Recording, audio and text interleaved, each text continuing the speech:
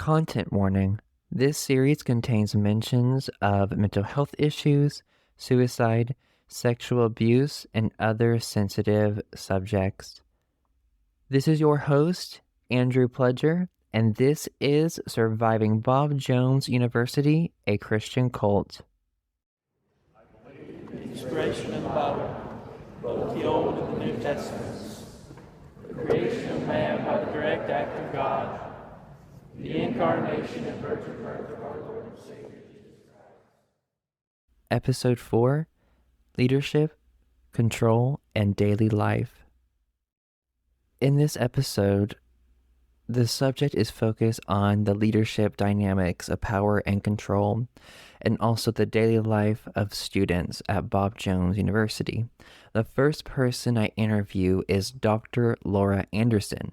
Now, she did not attend BJU, but she went to Liberty University.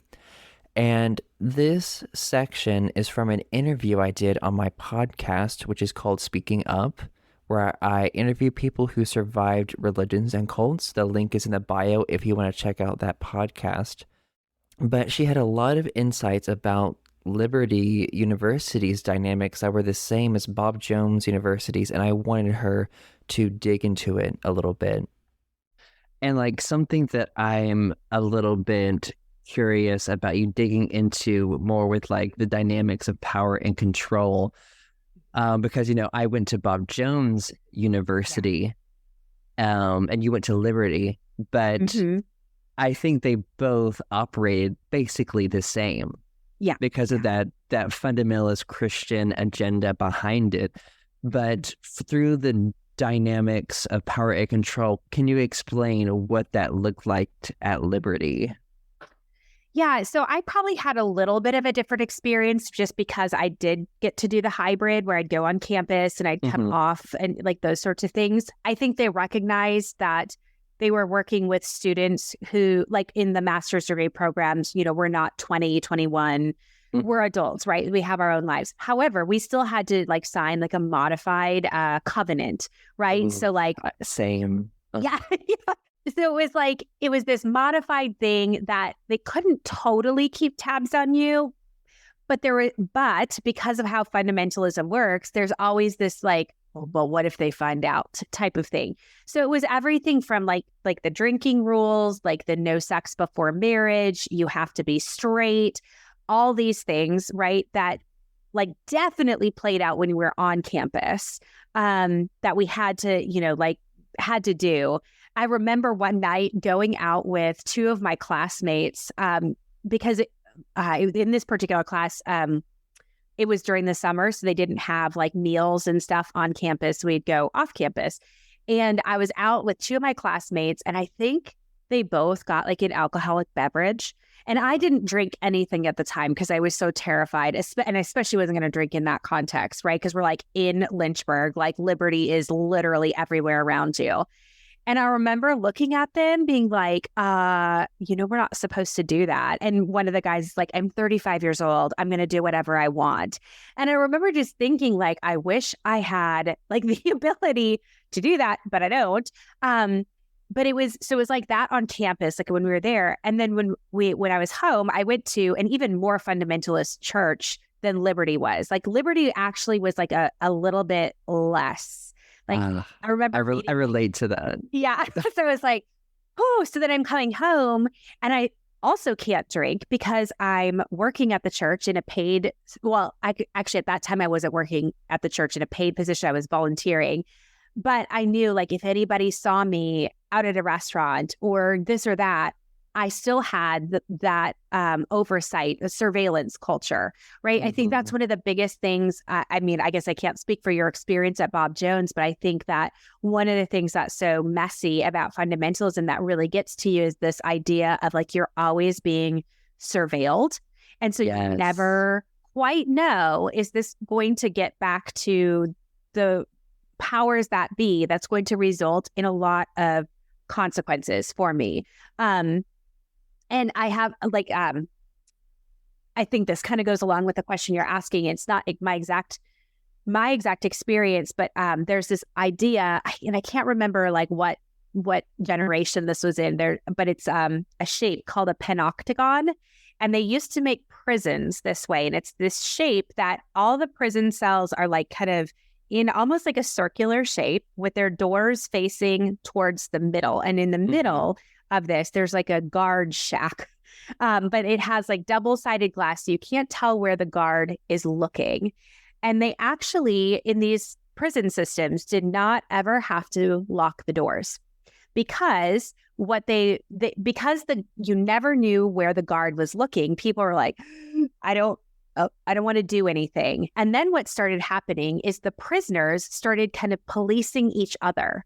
So I would see you do this, and so then I would get you in trouble for that or whatever. And then they would start to notice that each person was doing it to themselves. And whenever I heard about that, I remember thinking like that is exactly what these fundamentalist churches and schools and systems are like, where we've got like God or the pastor in the center, but you never quite know where they're looking. And so we're all busy like doing this to each other and to ourselves. And the person who's in charge is just sitting back going, look at these fools, like, and we're doing that to each other. And I don't know, it really stuck with me. And that's how I felt at church and Liberty. Yes. And I love that you said that, because I didn't want to influence your answer by saying anything from my experience. So I'm glad that I didn't say anything, because that's exactly how Bob Jones functions. And when he says surveillance, yes. And what students say and people I've talked to is like, you are always being watched no matter what. And like what you were saying, like you're telling on yourself and other people, like we called it like the snitching system that was in place. But that was rewarded too, right? Because like if you can snitch big enough on this other person, it actually gives you points. I mean, not literal points, but like it puts you higher up because like, oh, you noticed the grave sin in that person's life. I remember after being kind of like out of the good graces of my church for something I had done, I knew of somebody who was doing something that was considered quote unquote worse. So I turned them in, and then I could be back in the good graces. Like that's so messed up. Yes. And yet, that's what we were supposed to do. Snitch. Yes. And at Bob Jones, it's set up in a way that if you see someone breaking the rules and you don't snitch, you're just as bad as that person who broke the rule. Yes. Oh, it's so messed up. It is so messed up. Ugh. Yeah. Surveillance culture is, and even like talking about it, like it like makes my skin crawl because I remember that feeling of like being in that environment and being so terrified of every move that you make, even mistakes, right? Like there's no room for humanity. It is just like kill or be killed, which I know is like maybe a vulgar way of explaining it, but that is kind of how it operated. It's really hard. You can't ever be yourself in that environment. The next person I interview is Sarah Caton. She attended BJU from 1995 to 1999, and she shares some of her experiences at the school. You grew up in a Christian home. Your dad's a Baptist preacher. You were homeschooled with Bob Jones' curriculum. So much indoctrination, and you're coming from from a very enclosed and high control environment right into another one. And what were the feelings and emotions your first year at Bob Jones University? This is something I actually write about in my book, is that for me, it really hit me when we got there to the campus for the first time as students. My sister and I drove across the United States in a station wagon because she was a senior there when I started as a freshman. So I went through the registration process, and I don't know if they still do that in the library, but when I was a student, you had to go through like little stations in the library, like station 1, get your paperwork and your dorm room assignment. Station 2, pick up this. Station 3, sign this. And I remember like one of those stations was getting the student handbook, which you were expected to read and sign and follow. And it was like a book. It was a thick, like hundreds of pages document. And I just remember sitting afterwards, like reading through that handbook that I was expected to follow every thought and every line in there, and just really feeling overwhelmed. What have I gotten myself into? Literally, the title of that chapter is called Prison Camp, because it felt like you were just signing up to go to some prison camp where you were overseen by guards, essentially. Yeah, I think that is a great way to describe it, because that's how I felt, especially like my first year and really all the years there, but especially getting there as a freshman and just realizing the control. And I remember just looking as my parents left, as they went out the gates, and then looking through the fence with the bars, and I was like, no. Yeah, and even driving up to the campus, like you're going around what feels like a prison because it's surrounded by brick walls and or like metal barricade, fences. And you just think, oh, wow, it's just a little overwhelming. And then when you go through and you realize that they close those gates and don't let people in or out at certain times of the day, and they check your IDs at the gate or whatever, like even just regulating who's allowed to be on and or off the campus, it feels like a prison in that way. I believe it was after 7 p.m., the gates would close and you had to stop by the booth to get like essentially permission to drive on or off the campus, because certain students, like for me as a girl, I know that they had rules that were different for girls and guys. So for girls, especially if you were a freshman or sophomore, you weren't allowed to leave campus by yourself ever. You had to have another girl with you. And then you had to be back on campus by a certain time. Like you couldn't, it was like a curfew kind of a situation. And once you got up into the old, I think junior, senior girls could leave campus by themselves, but you had to still sign in and sign it back out, or sign out and back in. So it was, it just felt a little, there was no freedom really to just be an adult. Because at that point, we're all adults. That's the hard part. We're not children. That's, I think, what is, and one of the many things that is so harmful about Bob Jones and these high control religious environments is that for a child's, or for a person's healthy development, you need to be able to have that sense of autonomy and independence to explore, but you're not given that. I was talking with someone, I'm like, college is supposed to be the time where you explore new ideas, you try and experience new things and discover yourself.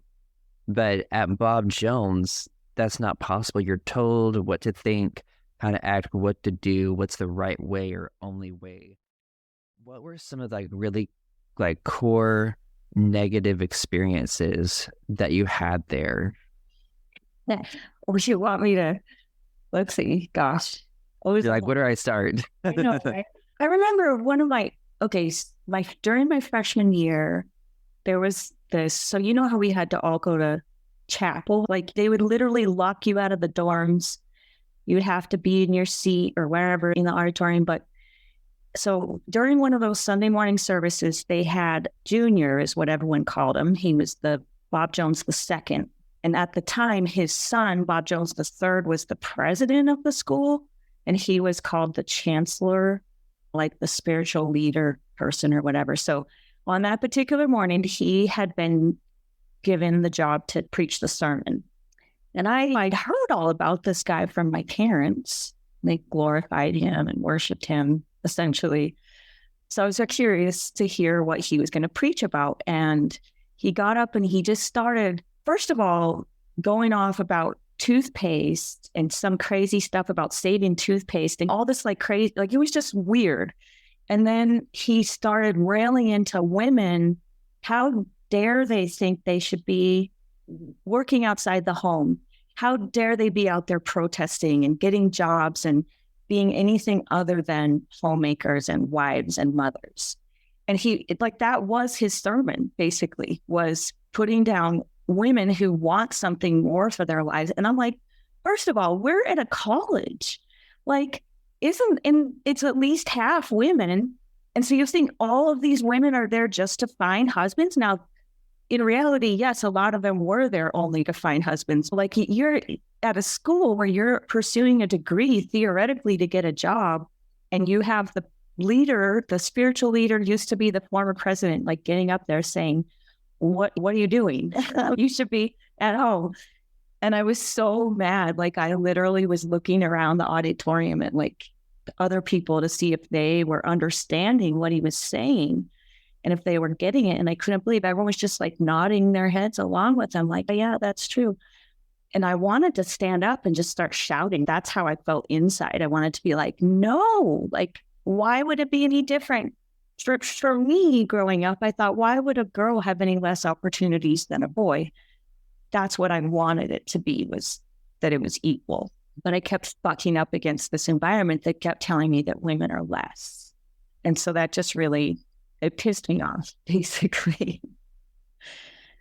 And then just seeing that no one else was reacting that way. No one else was like mad about it. Yeah, I think that is such a maddening thing to be in that situation and to hear these harmful messages and seeing everyone else conform and not questioned. And sexism runs so deep in Bob Jones and still does. And what were some other core experiences that you remember? I think part of it too was just feeling they have a designated authority figure in every room. And then above them is someone on the hall. And then above them is someone over the dorm. And above them is someone over the women. And then above them is someone over the students. And there's this hierarchical layers of authority. And so I just remember like laying in my bed at night and thinking like, there's no like where you could go to be outside of this kind of all-seeing eye of the influence. The reach of their control goes down to even within in your room while you're sleeping. Like I was having nightmares where I was like shouting swear words in my sleep. And I was afraid my roommate, my prayer captain or whatever, was going to turn me in. And I didn't have any control over what I was like saying in my sleep, basically. I did break a lot of the rules. I was terrified of getting caught and getting kicked out. So there's always just this sense of dread of someone always like being there to call you out if your skirt slipped up a little too far and showed your knees, or God forbid that your shoulder was exposed when you put your backpack on, or just something like that. And the sense of always being watched followed me even after I left the school. I was still having nightmares about that control and that being watched. For 7 years after I left Bob Jones, I was still having nightmares. Yeah, I'm sorry. Yeah, it's part of it. But yeah. The next survivor I interview has decided to remain anonymous. They were a faculty kid at Bob Jones University, and they share their experience of being a faculty kid, all the pressure, and how they escaped Bob Jones University. What was your experience being a faculty kid at Bob Jones University? I did feel like, because everyone there knows who my parents are, anytime I would go into a class, anytime I even share with just regular people on the sidewalk, they know who my parents are. And so it was very scary and overwhelming going in, especially because I knew that it was going to be like that. I definitely felt like I was held to a higher standard than everyone else, and that more eyes were watching me and either waiting for me to mess up or just point to me as the example to how to live. And I didn't want to do either of those things.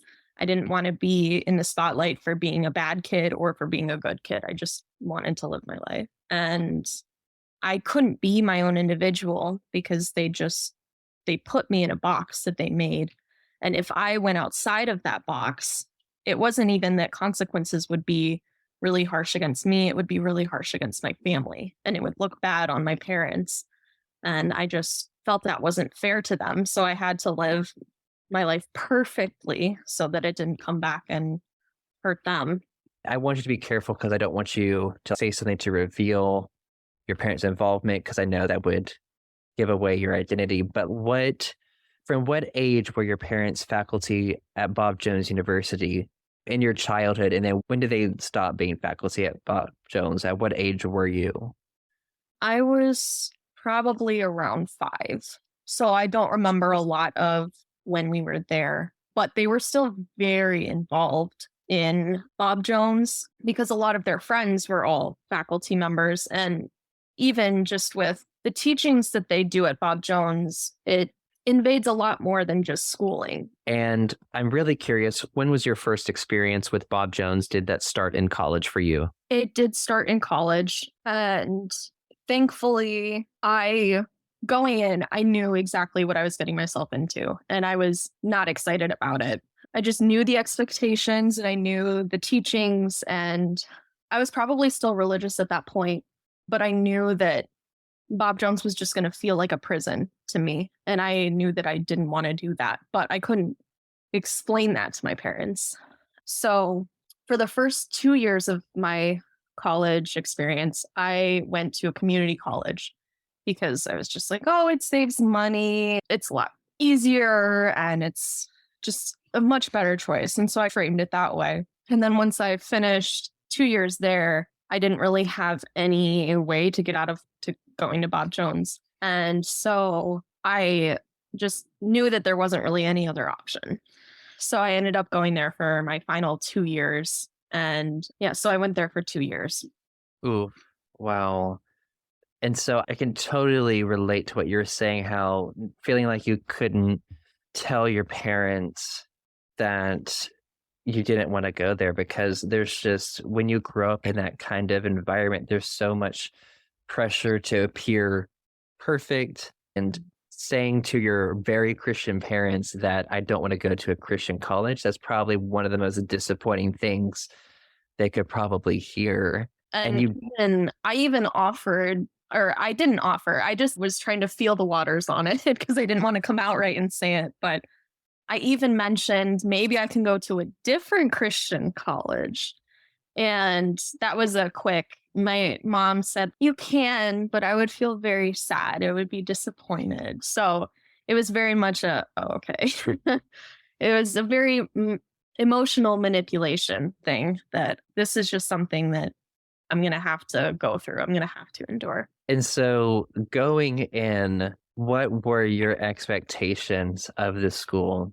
I had visited Bob Jones several times, so I knew the campus well, but I didn't really know that many people going in that were like around my age. So I knew that I would definitely feel very alone. And I had a lot of different beliefs. I was a lot more open-minded than the Bob Jones community, and I had a very different view on life at that point. And I just knew it was going to be very lonely and very basically feel like I'm living my whole life as just a secret and I can't share anything with anyone. Yeah. Yes. So it's like you feel like you have to conform. And what was your fear that would happen if you went against that system? Oh, if I went against anything that they said or did or they wanted me to do, I knew that they would have probably some of those conversations that are very, for lack of a better term, holier than thou, trying to feel out what I believe or what I did that's so wrong and how they're so much more superior in the Bible and how they can fix me and how they can change the way I am to be what they want and I knew that there was going to be probably several conversations with people that when I talk to them, I just shut down. I don't know how else. It's just, I dissociate and completely shut down around a lot of those leaders there at Bob Jones. And I knew that would happen and that I wouldn't have any kind of voice. And I know that if it escalated to the point of being kicked out, which is very easy to do. It's very easy to get kicked out of Bob Jones. So I was trying very hard not to get kicked out and not to do anything that would cause suspicion. But I knew that if I did get kicked out, I would either have to give some kind of apology to everyone in my church back home, because why not add more stress and trauma to someone? And I would definitely have a very different relationship with my parents, where it's very much like I'm a child again that did something wrong and their parents are punishing them for it. And also, because my parents are so much a part of that world and everyone knows my name, I would be made an example, and I would be further punished for having X last name. And all of my extended family and everyone, I would get a lot of texts saying, "Oh, I'm praying for you. I hope that you do live your life this way instead of this way." And so I just knew that I was not in a place where I could handle those conversations. Yes, understandable. And so I'm curious, how did the teachings and also the rules affect you while at Bob Jones University? I can't stress enough how much the rules affected me in just every aspect of my life. Even leading up to Bob Jones and at Bob Jones, my life was purely living the rules. That's pretty much all I did, all I was. And so it made me feel very isolated and trapped while at Bob Jones, because I couldn't have any kind of slip ups. And college is a place where you're supposed to make a lot of lifelong friends and you're supposed to have new experiences. But with the rules and teachings, it made it impossible to find loyal, trustworthy friends because of snitching and manipulation. And I knew what the teachings were. I knew what to expect, but I tried to view it differently. And I tried to I can get through this. And so it was very hard to find personal connection and even share with other people how I was feeling, how I was doing, because it did come back to bite me too. And when you were going to Bob Jones, did you live in the dorms or were you a town student? I did. I lived in the dorms. You lived in the dorms. And what was that atmosphere like? So it was just very isolating, but they came into your room every day and checked it. And so it very much felt like an invasion of privacy. They're going to check through my things and check to make sure everything is done. They put it as you have to make your bed, you have to clean and just make things look orderly. But I don't know what they're doing. I don't know if they're going through things, but so it feels very invasive and very much, oh, I have to hide this. If I have something that's not Bob Jones approved, I have to know where to hide it. It definitely made life interesting, but it was not fun for me at the time. I think like the isolation is such a common feeling for survivors of Bob Jones. And so as you are in this environment and struggling with these things, who could you go to? I didn't have anyone to go to. And that's what made it so much worse. I can't go to my parents and tell them how I'm feeling because Bob Jones is everything to them. And the rules are basically the Bible. And that was actually one of my breaking points, was when I realized I have no one to go to and talk about these things.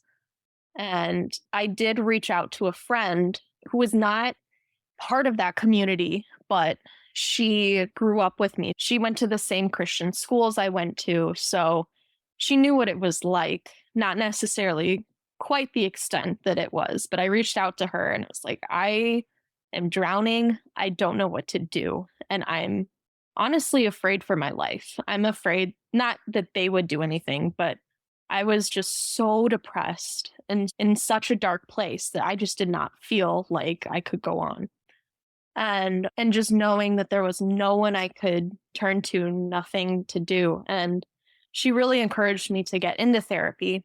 And a lot of universities offer like even 2 free sessions or something outside of the university. And so I thought maybe that's something that Bob Jones is going to have to do. And so I tried to look into it without asking anyone. I went on the website and was like trying to research and see. I found that they did offer free sessions for places outside, but it was only Bob Jones approved places. And that was my breaking point. That was when I just fell to pieces and was like, if I don't get out of here, I am going to just be a lot worse depression wise. And I had a lot of suicidal ideation at that point, and it was not a great time for me. Yes, the control that they have, even if you want to do things outside of the school, it's just insane. Even if you're going out off of campus, you know that eyes are still on you. I knew people personally that they would go off campus and someone would see them and report back to people at Bob Jones. And it was just that going outside, that community did not feel safe to me. So it was very isolating.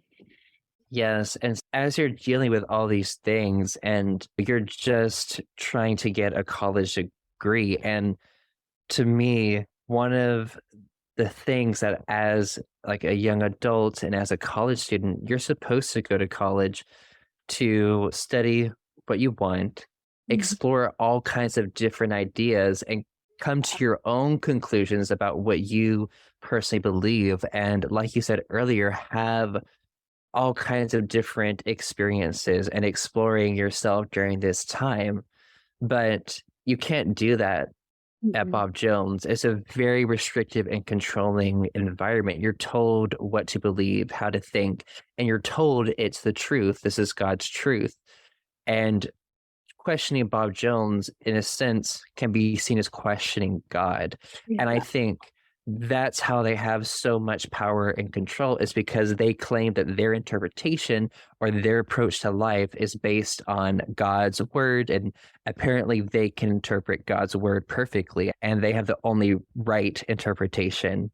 And that's the thing. There's this invisible, scary concept of God that they have. That's, if you're questioning this, you're questioning God. And if you don't conform to our rules, you don't agree with our theology, then you're not really saved. And I say that in air quotes for people listening.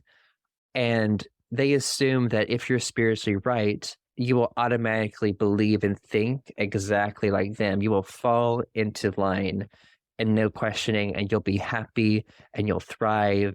And that's not the case for a lot of people. And when you create an environment where you don't have autonomy and you don't have freedom of mind or thought, it's a very stifling and toxic environment. And also, like, you're exposed to a lot of harmful teachings and you're constantly being monitored and watched. And even in classes, as you're turning in assignments, in certain classes, what the professor wants you to say, what conclusion they want you to come to, you're like, oh, I have to come to this conclusion so I won't stand out, or I won't be seen as bad or ungodly. Like, I have to agree with the teachings in this system. And so for you, as you're going to Bob Jones, one of the things that I absolutely hated was how busy they kept you with all these different activities, busy with chapel, busy with going to church at least 2 times a week. You had to get involved with a society. So and discipleship groups. That was another thing. Oh, just continuing that indoctrination. What was that like, partaking in all these activities? It was, on one hand, it was very helpful for me, just mentally having things to always be doing, always going, because the second you stop, you have time to think and reflect. And that was not a good thing for me as someone with depression and anxiety. It was never a good thing when I had time to sit and reflect. But when the busy work is going to chapel, doing discipleship groups, going to society, anything like that, and it felt like it was all the time, every moment. They have something religious that you just can't escape from. And I would dissociate so much during chapel, where I couldn't handle it. I couldn't sit there and listen to this teaching that I knew was really hurtful and harmful to people. And especially my last year there, it became very overwhelming, just knowing how many people they're impacting with this message, and just how hateful it is and how hurtful it is to everyone there. And it makes you feel like you're the tiniest person in the world and just you're not important and you're very worthless and just this horrible person. And I notice they do this thing often where they will say, oh, God values you so much when you pray or you do all these things, and they'll mention like how much you're valued and loved. And then they'll fill in something about when you do this or because you're a Christian, or they just put these qualifiers on being loved and being valuable. So when I wasn't doing those qualifiers, when I wasn't, praying every second of every day, then that must mean that I'm not valuable. That must mean that I'm not loved. And so it was a double-edged sword. So I felt very like I wasn't worth anything because I wasn't following all their rules. And I didn't know anything aside from that because that was my world. Yes, like I think you put that perfectly into words and the emotions of it. You are made to feel so worthless. And they really, I think, break you down emotionally with a lot of their toxic and harmful sermons. And a lot of them are very shame-based. And I would also disassociate so much during that time. And it got to the point my senior year, I just started putting my earbuds in during chapel. I just didn't give a fuck anymore. I was wondering if we could swear. I was like, been trying to censor myself. No, please let it out. Curse. Yeah, I would write in a notebook. I would write and just not pay attention to anything. So it looked like I was taking notes, but I was not. I was either writing poems or just writing my thoughts, just anything that could take me away from the preaching. I had talked about this with my therapist. I was like, yeah, I'm like, it's interesting because a lot of the times it was very shame-based, very fear-based, and very spiritually abusive. But I was like, every once in a while, they would throw in this chapel or this sermon that would just be overwhelmingly make you feel so loved. That was something that had happened to me when I was struggling emotionally. I was so tired of being beaten down. And then all of a sudden, Steve Pettit had this extremely incredible, loving chapel where there was no shame involved. It was all love, and it just caught me off guard. And it just like emotionally got to me. And I talked to someone about this, and they're like, yes, they're like, that this is an interesting thing that happens in narcissistic abusive relationships. There'll be a lot of abuse and a lot of harm, but every once in a while they'll throw in these loving things to get you emotionally hooked back in. And that was difficult for me. I would say that any and all sermons, I was very, even if it felt like more just loving and trying to wrap your arms, I felt very, no, get off me. I don't want any part of this. So I didn't have that as much, but I did definitely feel, growing up, I definitely felt that way. But at Bob Jones, I knew that it was like, it felt manipulative, even when it came across as loving. I just couldn't accept that. It was, I don't feel like this is right. And I couldn't put it into words. It just felt wrong to me. And so I couldn't deal with it.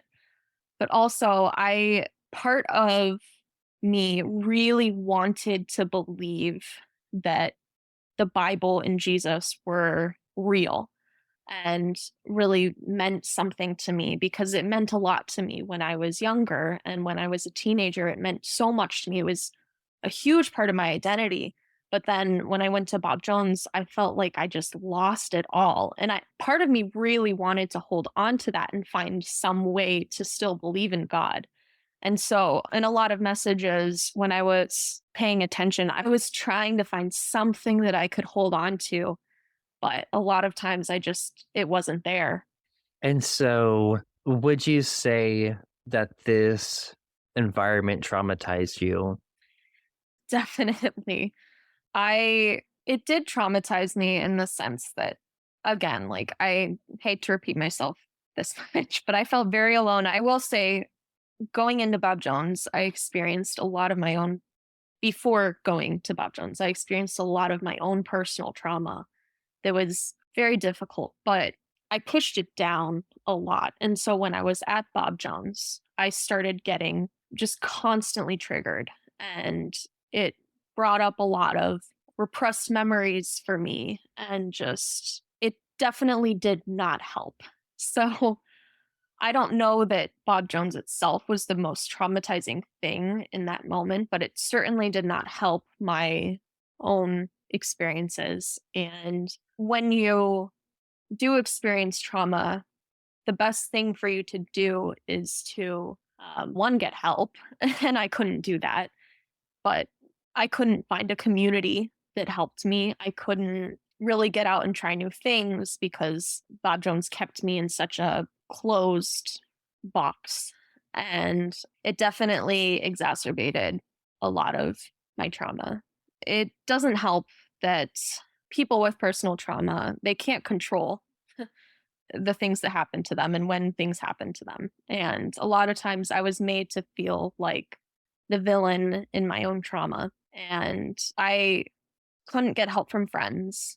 And so that's when I really felt like I was truly alone and couldn't go anywhere or get help. Yes, yes. And like when you've been traumatized, in order to heal, you need to leave or get out of environments that mimic or have those same things. And you need to come to a sense of safety to heal, and a sense of belonging and being able to truly connect with people. And you could not do that at Bob Jones. You were always hyper vigilant. You always had to be on guard, always had to be conforming, always worried about, oh, am I breaking a rule or who's watching me? And just always being indoctrinated. And there were so many shame-based messages too around mental health. And I love what you said. You're made to be the villain in your trauma. You're the bad person for even still having those emotions and triggers from that trauma.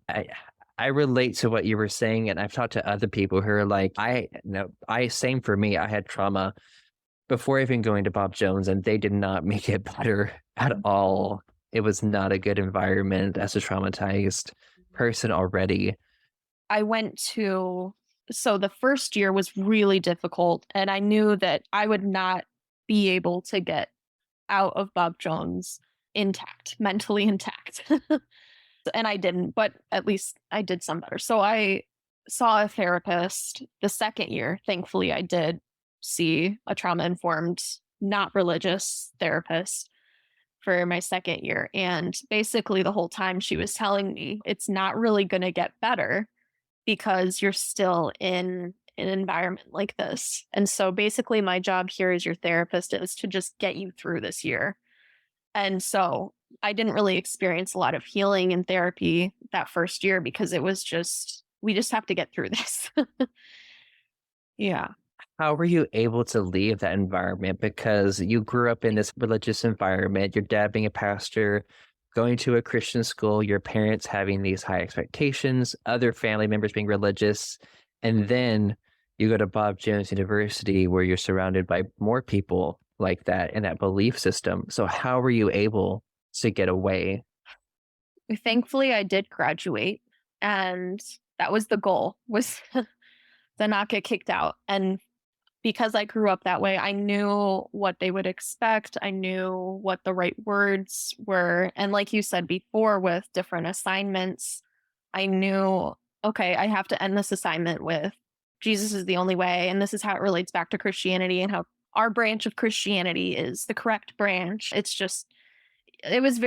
knew how to mask in front of these people. And I wasn't trying to be someone I wasn't. But in those important moments, it's a survival tactic of, I just need to get through this. I just need to give them the answer they want and move on. And so I did that a lot. And unfortunately, you still hold on to a lot of the consequences of going to a place like Bob Jones. And so even though I graduated, I still had a lot of those emotional scars. And after I graduated, I knew I couldn't go back home. I knew I couldn't really be with my old friends anymore. I just knew that I had to get out of there and I had to get away from all of that and everyone. And so I had to move out and completely start my life over. And thankfully, away from that environment and away from those people, I was able to start a life of healing. And so I'm very grateful that I could find my way out and really start healing.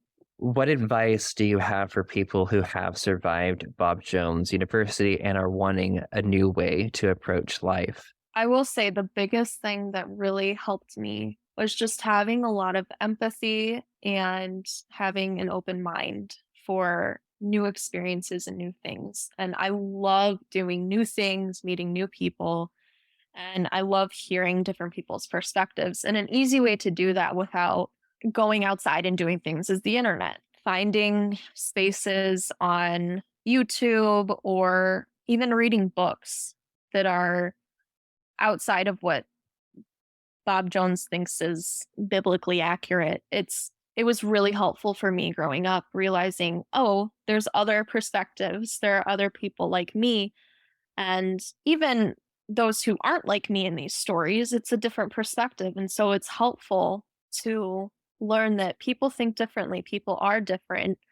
And personally, I think that's beautiful. I think it's beautiful that we have so many different worldviews and different religions and different cultures and just different ways of thinking. And I think that should really be celebrated instead of controlled. And I think it is really helpful to meet people outside of that environment, even if it's going to a book club.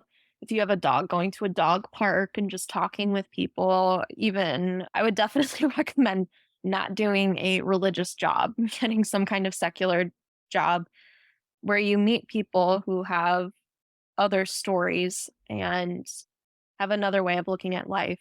And that's really what's helped me, is just seeing people who have similar stories to me. And I read a lot of books about survivors in cults or in other places. They're really hard to hear sometimes at first, especially when you're going on your healing journey and you get triggered easily.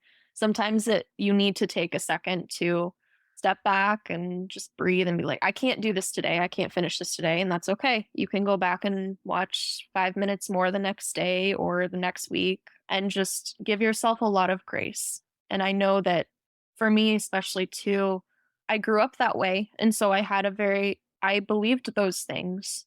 And so I'm sure that I must have said something to someone that was harmful or hurtful. And you have to have grace for yourself and understanding that was just you surviving, and that's okay. And just learn from your mistakes, but don't hold yourself to those mistakes. Learn and grow from it. And definitely, I recommend therapy. I know some people don't particularly like it or don't find it useful, but therapy has definitely helped me a lot. Next, I interview Craig Viette, who attended Bob Jones University from 2012 to 2016. Hello, everyone. I am so happy to have Greg Viette on the show today to share his experiences of surviving Bob Jones University and the effects that it had on him then and how it still affects him today. But I'm so honored to have you on the podcast. Craig, thank you so much for being willing to do this interview. Yeah, Andrew, thank you so much for having me. I'm really looking forward to getting into the discussion. Of course, yeah. And something that I've been so excited about this podcast is all the different backgrounds of survivors and their different experiences. So yeah, I'm excited to hear about your personal experiences on the university and the toxic culture. But for people who do not know you, could you do a quick introduction about the work you do and also the years you were at Bob Jones University? Yeah, my name is Craig Viette. I was born and raised in York, Pennsylvania. I attended BJU from 2012 to the spring of 2016. Actually, the fall semester of 2016 was my last semester there. I was a cinema major and spent a few years in Greenville after school, ended up landing here in northern Maine, up in Presque Isle. And I currently work for a domestic violence resource center up here as a campus outreach advocate. And so I travel to 4 local colleges and just have discussions with students about healthy relationships, as well as providing space for one-on-one advocacy for survivors of domestic violence and sexual assault. Yeah, thank you for sharing that introduction. And it is just incredible, the work that you do.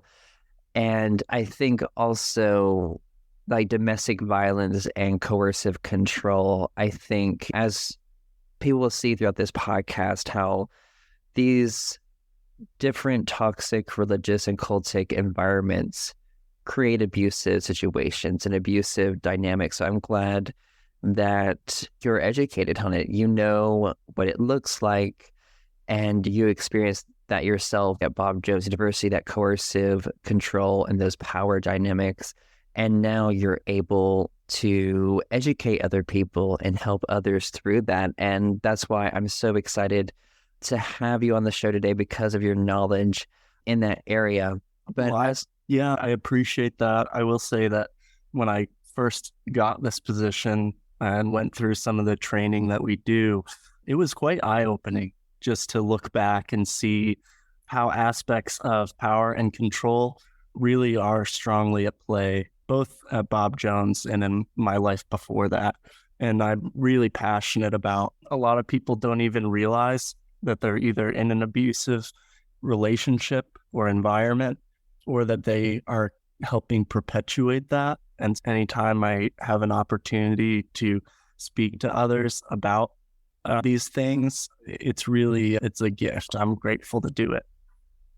yes. And so as we get into this interview, what were some things that you learned about power and control that you recognize at Bob Jones? And I also like what you said about there are people who don't realize it, that they're in these situations. And I think it's because when it becomes your whole world, your whole bubble, it becomes so normalized and you're taught not to question. But through your education and training, what are some things about power and control that you saw parallels at Bob Jones University? I would say, I think when you're in any environment that's heavily religious, especially an institution, control is a very large part of that. But one thing that's been really interesting to learn is that when we as humans don't feel like we have power over our own decisions and we're not in control of our own choices, we look to get that power and control over other people. And looking back at my experience at Bob Jones, there were power and control dynamics all over the place.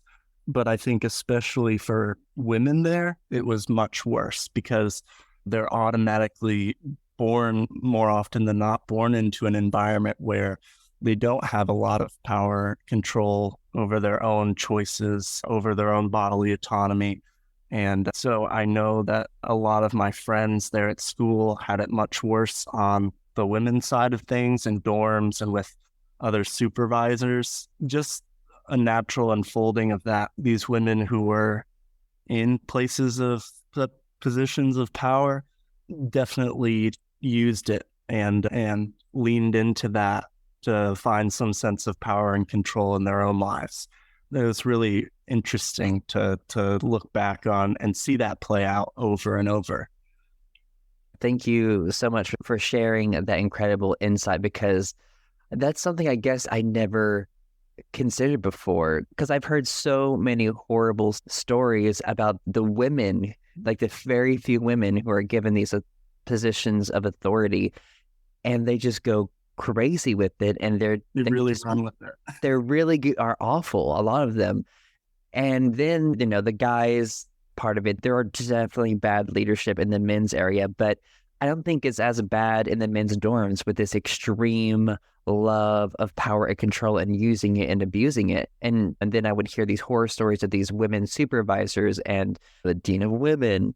And I'm like, what in the world? But thank you so much for sharing that and making me aware. I've never thought of it in that aspect of these women are oppressed in these environments. They're not given, they don't have autonomy, they don't have choices. And then these few women are given these special like positions of authority, and they have that, and it makes them feel in control, and it gives them that power and gives them that feeling. What other insights you have on that, or anything else that you would want to share? Please dig into that.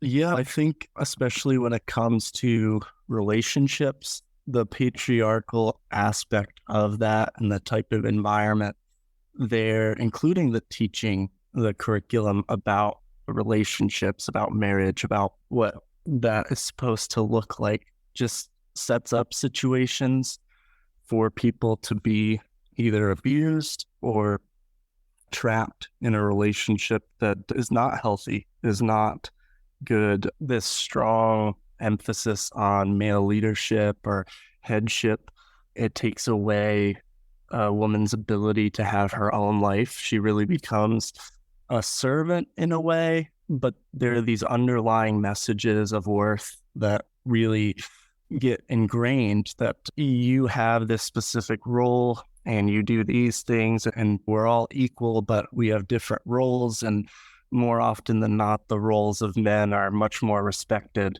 even though they'll play it like, no, we respect your role, but they all end up being roles that are not historically respected, whether in the home or the workplace. And that was just doubled down on all the time. And I can say I heard a lot of different sermons and talks about submission growing up. And that was some pressure that I never necessarily wanted. There were times where I thoroughly believed it and it probably served me, but I have since fully rejected that. Yeah, another really wild thing is the emphasis on purity culture. Growing up, all throughout my childhood, into high school, and into my college experience, I heard so many sermons about purity and not a single sermon about consent. And looking back, that again is very eye-opening. We're setting up our young women to be abused, and we're setting up our young men to fail, to abuse and to mistreat people. That's obvious.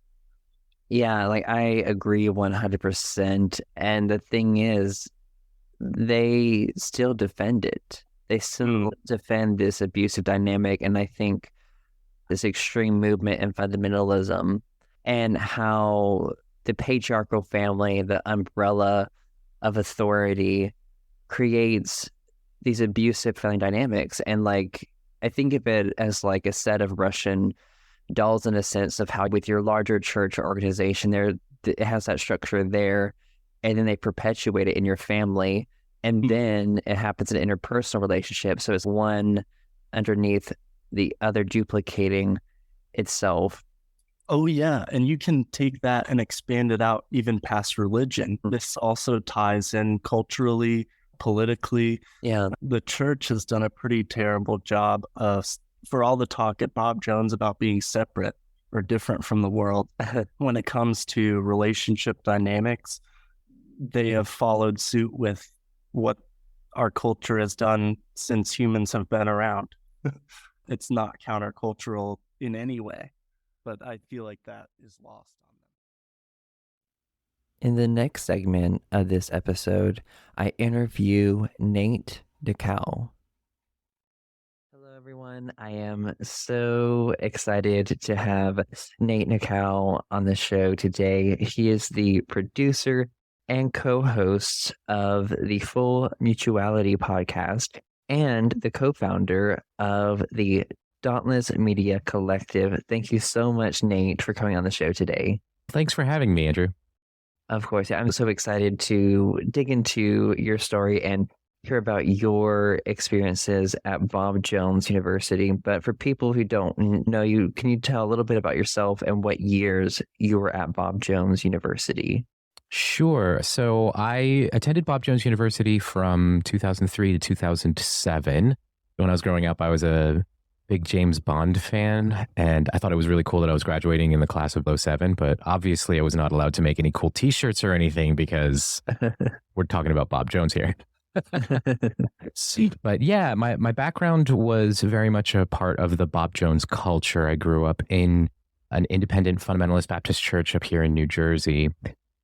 And it was a feeder church for schools like Bob Jones, Northland Baptist Bible College, Clearwater Christian College, and even Pensacola. Even though my church was not KJV only, Pensacola did send ministry teams to my church and school. Despite us not being KJV only, we were KJV heavy, like many churches in the IFB.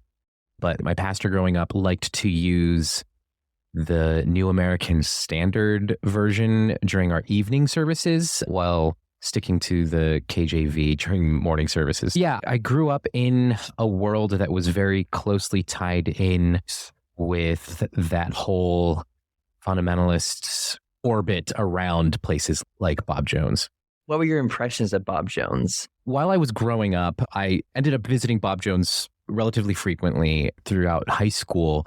I participated in, I was a musician growing up, and so I participated in a lot of fine arts competitions. And when you win it at the state level, you compete at the national level, and the national competitions were always hosted at Bob Jones University. I would go there for the fine arts competitions, and that was my first exposure to the campus, and I developed a familiarity with the campus through those visits, and that was annual. And then I started attending summer camps down there. And so again, developing more familiarity with the campus. And so it just became the primary option. I felt, you know what, I already feel at home at this place. I'm comfortable with the environment. I'm not going to feel like I really need to learn my way around something completely brand new. So yeah, that's how I ended up attending the university for school. At the time, I didn't have this personality of, if it's not working, step away and reevaluate.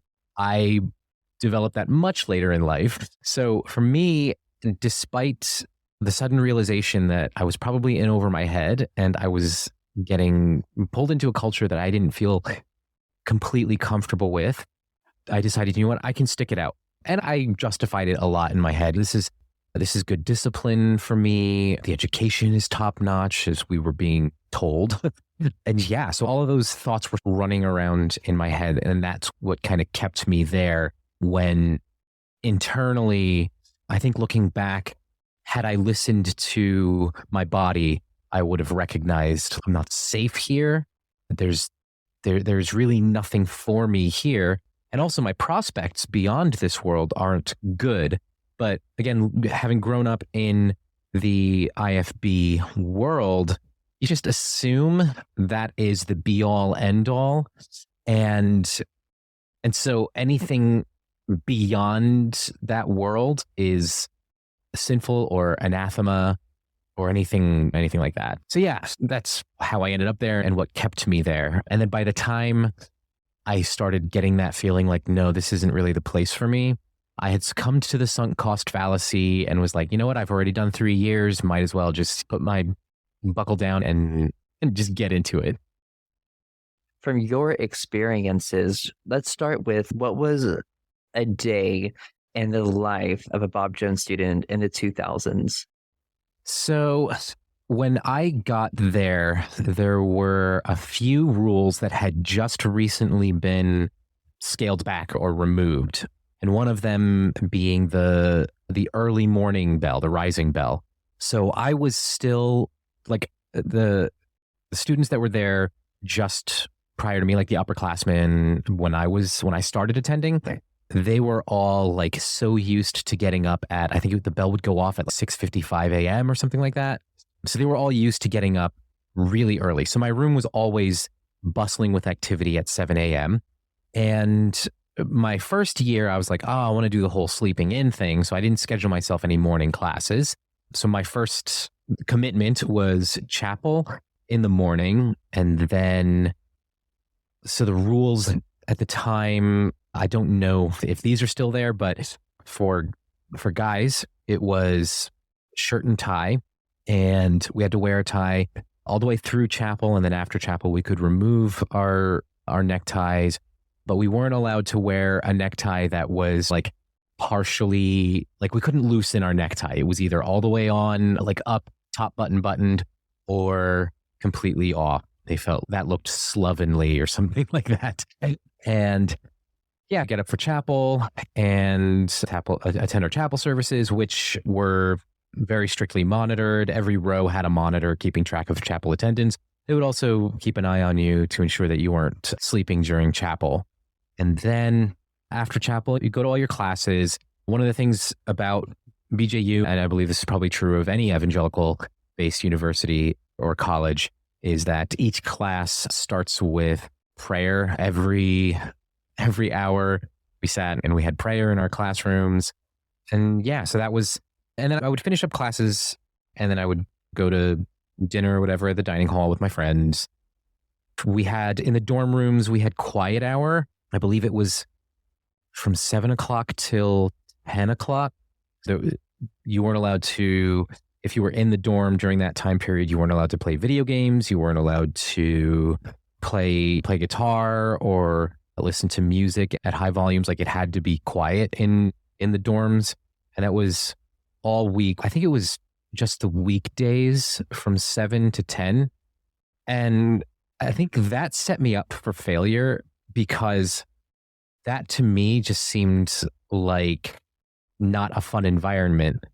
But that's the perfect time to get my homework done and to do some studying. But if I couldn't listen to music, or if I couldn't just even have a video game on in the background, like I can't study in that kind of environment. I need some noise around me. I need stuff happening. So complete and utter silence would have been difficult for me to really study. So I didn't. I would stay away from the dorms during quiet hour. Sometimes I would bring homework with me, but I ended up getting distracted by my friends all wanting to hang out. So we would hang out at the snack shop, or by the time I was a junior, we'd go off campus. And yeah, that was prime time for me to get my social life in. And then by 10 o'clock, it's already getting close to prayer group, which everyone has to be in. That's the campus curfew is, I think it was 10:30 or 10:25 or something like that. No matter where you were, you had to be back in your dorm room by 10:30, because then you were having prayer group. And then after prayer group, we had another hour or so to wrap up. So that was like an hour to do whatever we wanted to do, whether that was like play guitar, but we couldn't leave our dorm rooms. Whatever we wanted to, or not dorm rooms, but dorm buildings. So whatever we wanted to do during that time, shower before bed, hang out, play guitar, play a video game. And then lights out was at, I think it was at 11 at that time, or maybe it was midnight by the time I got there. But it was lights out. And there was a hall monitor that would walk around checking all of the rooms to ensure that everybody was in bed with their lights off. So yeah, that was a standard day. And then of course, throughout your time, there are certain things that pop up. So there's always hair check. So they had strict rules about how long your hair could be, and they would have random hair checks. So occasionally they would do them during chapel. So often if you would walk into your chapel service in the morning and you saw like a whole bunch of guys just stationed at the different entries and row or aisles throughout the amphitheatrium, they would be checking all the guys, their haircuts, to ensure that our sideburns weren't below our earlobes, to make sure that our haircuts were properly tapered and everything according to the standards. And then occasionally during the semester, they would do a pre-lights out hair check, because they wanted to be thorough. And so some of us could style our hair in a particular way to make it look like it was passing the hair standards. But at night before bed, our hair product has worn out or whatever, or we just got out of the shower. So that's when they could catch us with our actual hair lengths or whatever. So sometimes our hall monitors would be checking the rooms, doing hair check that way, and writing up anybody whose hair didn't pass muster. So yeah, and then as far as campus life, one of the things that the university is known for is its surveillance and arming students with the ability to turn each other in and really enforcing the rules through spying on each other. And they were also good at convincing people to turn in their friends, because let's say you were hanging out with friends and you happen to, as a group, you do something that is against the rules, like you watched a movie or you went to a restaurant that had a bar in it. You were encouraged to tattle on your friends by the administration offering you lesser consequences. So the fewer demerits. I don't know if demerits is still their method of punitive measures. Oh, yes. Okay. Definitely. Yeah. Okay. So yeah, if you were the one to turn your friends in, you would be hit with less of a penalty than your friend. So if what they were like, if you went to I don't even remember what the penalties were, but I'll just say if you went to a restaurant that had a bar, like right front and center in the restaurant, even if you weren't drinking, I think that could be something like 50 demerits in one shot. But if you turned your friends in, you might get something like 15 or 25 demerits. So they really encouraged this culture of spying. You couldn't trust anybody. You couldn't trust your friends, like even friends that enjoyed the same things you did. I remember my brother one year, he and some friends watched an R-rated movie at a friend's house in town. I think it was one of his townie friends. And one of the friends that was with them turned them all in. And that was like an immediate 100 demerit penalty. But I think that friend got off with only 50 demerits or something like that.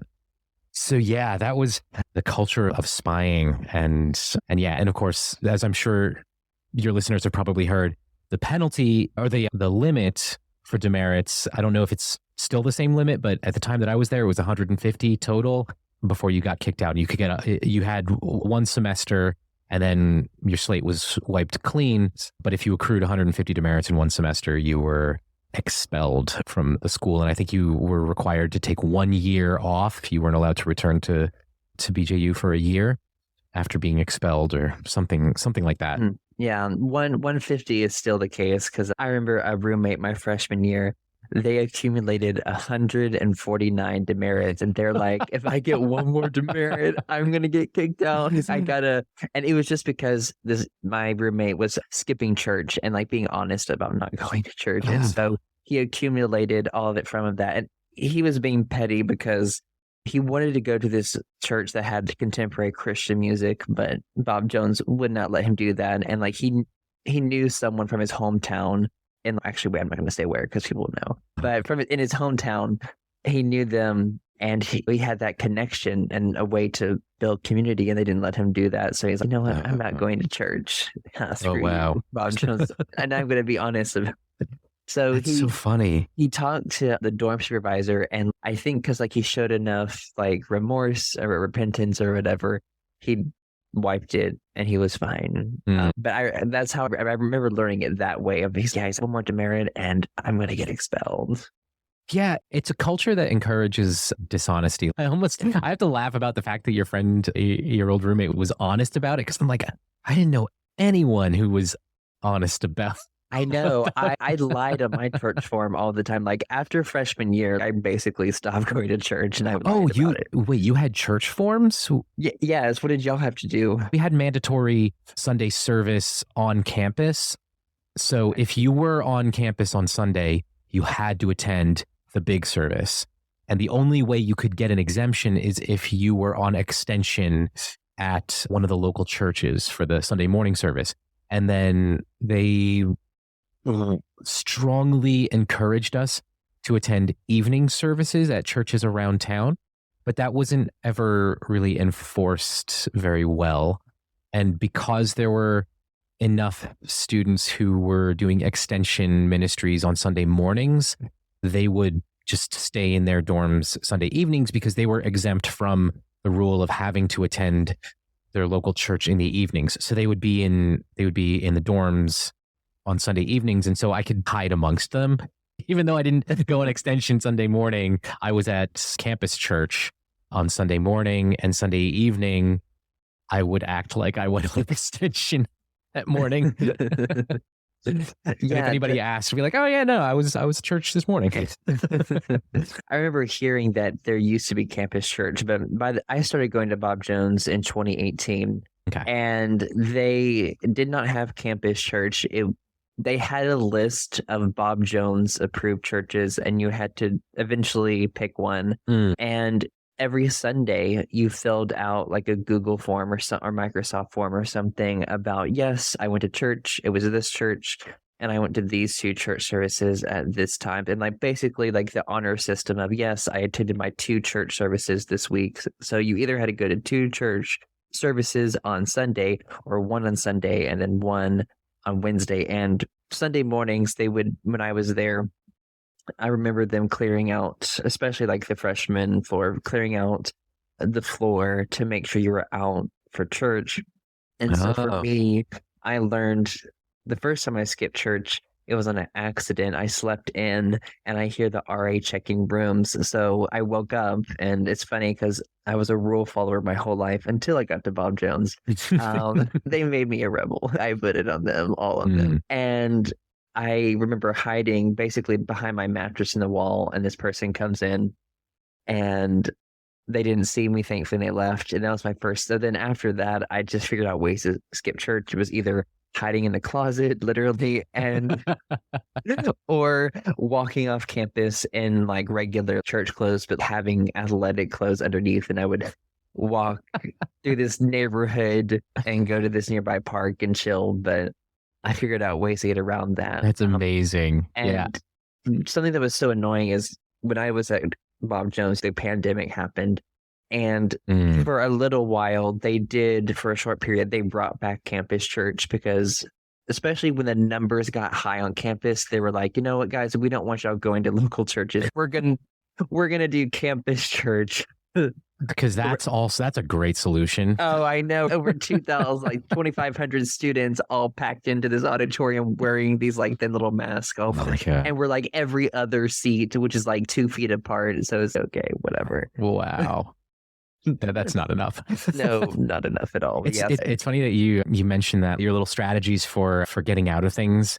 It was kind of the same way. And interestingly enough, like growing up, I wasn't really that big of a rebel either. Even in high school, like even with the music that I listened to on my own, I guess I justified it because there weren't rules about what we were doing outside of school. When in high school, as soon as I would leave the church/school building, I was on my own. I go to my friend's house. We'd listen to whatever music. So it wasn't like those weren't rules. And so I never thought of them as breaking any rules. But while I was on site, of course, I was adhering to all of the rules that my school had. When I get to Bob Jones, there is no time that you are not subject to the rules of the university. So I found all sorts of ways out of it. And I early on discovered that having friends who live off campus, just friends whose families live in Greenville, that was a ticket to getting out of all sorts of things. I went to college when we kept all of our movies on DVD and in these like folios, these big like binders full of DVDs. I had that in my dorm room, but when white glove inspection was coming around, or we were hearing rumors that a purge was about to happen, I would just hand that off to my townie friends and say, "Here you go. You hold on to this for a week."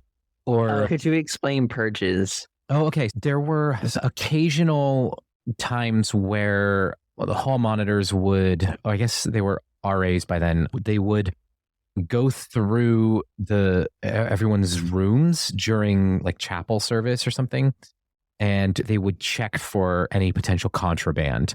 So they would go through our closets, go through our drawers, everything, checking for contraband. So obviously stuff like music, movies, that kind of thing. Even clothes that were brands that were off limits. Abercrombie and Fitch was an off limits brand, so they would be checking for that as well. Which I always found that odd that I had so many friends that got caught with Abercrombie and Fitch when I never did. The only time I got caught with it was I had Abercrombie cologne and it had the logo on it, and my RA just told me, while you're here, put tape on the logo, and that was it. I never got caught and I wore a lot of Abercrombie back then. And what was funny is that was the only time period in my life that I ever wore Abercrombie. Because I don't like the brand, but because it was a brand that was off limits, I felt the need to wear it. Yeah. You're like, I have to now. Yeah. Yeah. And then I also, by the time I was in my junior year, I was dating a girl who lived off campus, which is the way the rules are. They're misogynistic and patriarchal, that they had different rules based on your gender, as far as dating with or without a chaperone off campus. And so, for example, if you were a guy that lived off campus, like if you grew up in Greenville, your family lives in Greenville, so you're a townie. If you're a guy dating a girl that lives on campus, you had to have a chaperone with you. But if you were a girl that lived off campus and you were dating a guy who lived on campus, you didn't need a chaperone. So I was lucky in that particular rule loophole. So I started going out with this girl who lived off campus, and she would keep my sort of streetwear clothes. So back when I was in school, the whole ripped jeans thing was really big. So I kept a few pairs of ripped jeans and more stylish, tight-fitting t-shirts at her place, and she would keep some of it in her car. So she would come pick me up on campus. I would change. I would rustle up my hair so that it looked, I'd style it so that it looked like I would fit in anywhere off campus. She never dressed, unless she was going to class, she never dressed like somebody who attended Bob Jones. So we would wander around town just looking like the seculars. So nobody would have known that we're Bob Jones students, because that was the other thing too, is they had people going around town, checking the movie theaters, checking restaurants for students who were not supposed to be there. And at the time that I was attending, the student population was large enough that you could move around town under the radar. And as long as you looked worldly enough, they wouldn't have pegged you for a Bob Jones student. So that's what I did. I just put on a disguise, essentially. I see. And I know the way they get students is at these places is because of the stickers that you have to have on your car if you have a car. So like for you, did you have a car, and was that an issue with the sticker on it? No, I didn't have a car on campus. So I relied entirely on my townie friends. I had a friend who, the car that he would drive to class had a sticker on it, but then we would do things like we would borrow his dad's car to go out. So we'd take his car from campus, drive over. I think he lived in Greer or something. Drive over to Greer, drop off his car at his house, grab his parents' car, swap out, and his parents' car didn't have a sticker. And then we would just go around town, go back to Greenville, but be in a non-stickered car. Thank you for listening to this episode of Surviving Bob Jones University. It would be greatly appreciated if you could give the podcast a 5-star review on Spotify and Apple Podcast. Leaving reviews helps listeners just like you find the show.